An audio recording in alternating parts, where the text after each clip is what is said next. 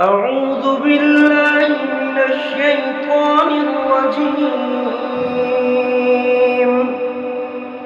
بسم الله الرحمن الرحيم. فلا أقسم بما تبصرون وما لا تبصرون إنه لقول رسول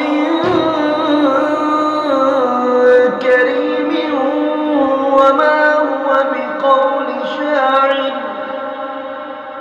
قليلا ما تؤمنون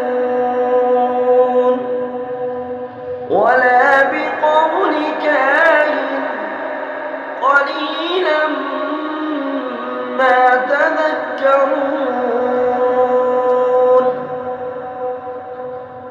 تنزيل من رب العالمين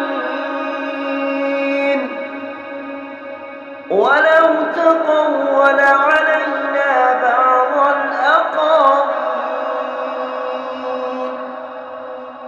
لأخذنا منه باليمين ثم لقطعنا منه الوتين فما منكم من أحد عنه حاجزين وإنه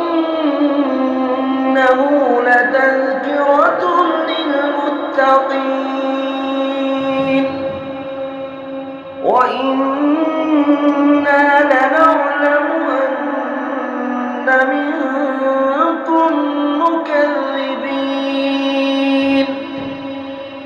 وإنه لحسرة على الكافرين وإنه لحق اليقين فسبح باسم ربك العظيم.